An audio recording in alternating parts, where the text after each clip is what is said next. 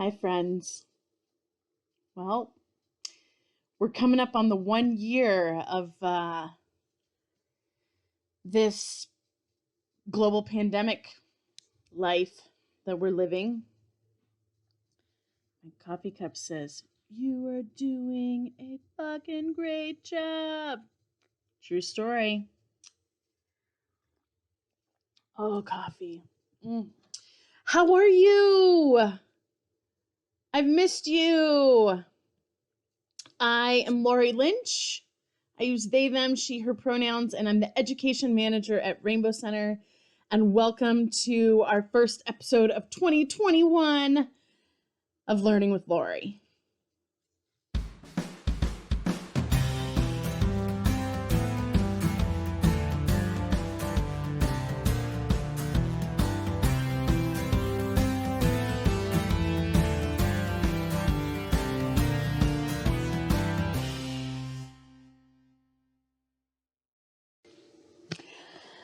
Hello, everyone. I am super excited about this episode of Learning with Laurie. It's 2021. We're all hanging in there. Are you hanging in there? That's the question I want to know. How are you? How are you doing? Are you taking care of yourself? Are you drinking enough water? Lots of water. Stay hydrated, friends. Are you wearing your mask? Are you practicing social distancing? Are you washing your hands? You know, in the beginning of all this pandemic, I heard a lot about washing hands, and I haven't really heard a lot about that lately. Does it just assume that everybody's washing their hands, that people like stuck with the habit of washing their hands all the time? Yeah, I'm curious about it. Are you washing your hands? I hope so. Wearing a mask, social distancing. You know, breathing. So I wanted to do a little check-in, say hi, say how are you doing? And then I also have a special guest. Our very own Troy Christensen is going to join us. And I spoke to him a few days ago about the Equality Act that is in Congress right now. And so we want to just talk about that today to give you more information. So let's get to it. Here is the interview I did with Troy. Hi, Troy. Thanks for joining me here. I'm Learning with Laurie today. I wanted to chat with you about a very important bill going through Congress right now. I wanted to talk about this now because it looks like there's a very good chance that this bill could pass. And I want to talk about the impact that that would have on our community if it does pass. And also the impact that it would have on the LGBTQ community if it does not pass. So can you share with us your knowledge around the Equality Bill? Sure. So the Equality Act is basically an amendment to the Civil Rights Amendment, which makes the interpretation of sex include both gender identity and sexual orientation, which it has not historically.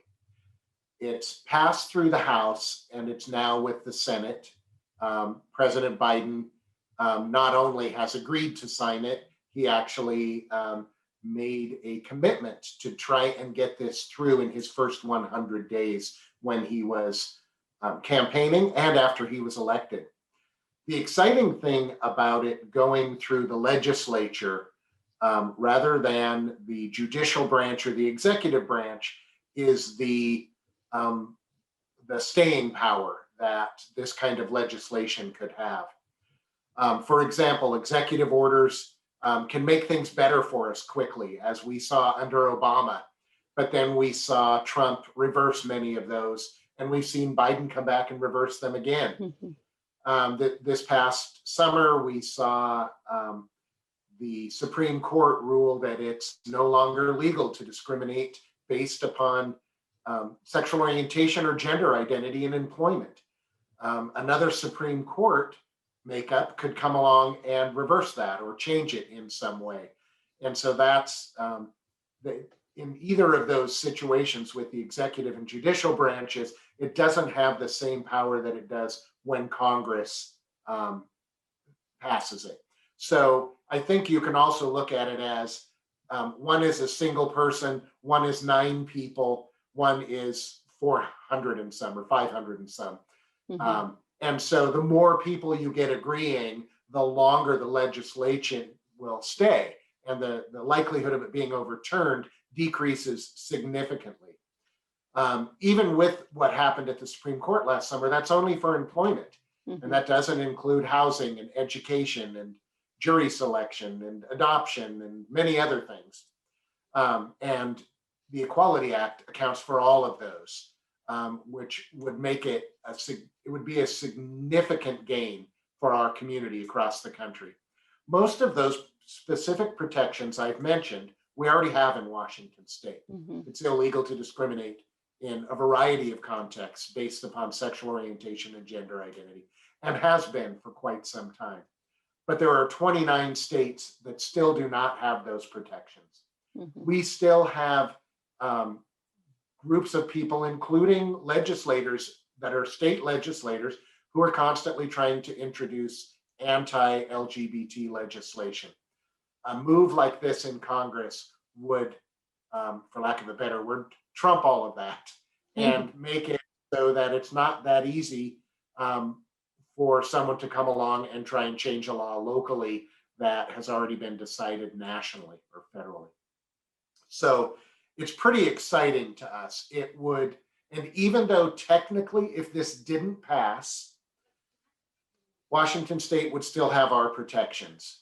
Mm-hmm. But it would send a message to everyone who doesn't want us to have those protections that we never deserved them. Mm-hmm. That we were never fully realized as citizens in this country, even if we have them at the state level. Mm-hmm. And it would make our lives more difficult, no question. For the 29 states who have no protections, this would be very difficult for them. Because they are already in states that don't recognize it. And then their states would basically be saying, see, we told you so, you don't deserve that, your special case protections, or however they would word that. And so, for them, it's obviously even worse. The House passed it very easily. The Senate can filibuster it if they only get 59 votes or fewer in favor of it. Mm-hmm. If they get 60 votes or 60% of the Senate says, yes, we believe that the Equality Act has merit and it provides protections and makes whole a lot of people across this country that contribute to this country every day, then there's not an opportunity to filibuster. The risk with filibustering, and I'm no expert on it, but the risk of it is that they can stall it while it's on the floor long enough that time expires and it never reaches a vote. Right. That's our risk right now. Yeah. So, we have 2 senators in the state of Washington. We know how they're going to vote. But if you know LGBTQ people in other states, I think it's really important that you reach out to them and ask them to rally their senators, to say, hey, you have a whole body of people out here, potentially 5 to 10% of your voters who will be impacted by this, that really are just saying, give us this lifeline. And so get the word out to those in other states so that they understand what's at risk here. Yeah. Yeah, that makes me think of in Georgia with getting folks to vote in the runoff. There was a big push all across the country to reach out to folks that because I think it goes back to the idea of that everybody knows somebody who's LGBTQ. And so it's nice to be able for us to reach out to folks in other states that have senators who may not be for this, and just express to them, hey, this is why this is important. This is how it will impact our lives and the lives of our community. And you know you support me, so I encourage you to support this as well. So I think that's a great way Exactly. that we, our whole community, here in Washington and Pierce County, and how we can take action to um, to help across the country get other senators to get on board with this. Yes, absolutely. And Great. yeah, thanks for joining me and giving us some great information. Thank you. Thanks, Troy. Bye, Laurie. Well, friends, I hope that you got a lot of information out of that interview with Troy about the Equality Act that is in Congress right now. And I just want to say, I really hope you're doing well, staying strong. Please reach out to Rainbow Center if you need anything. If we can't directly help you, we are more than happy to help find resources for you.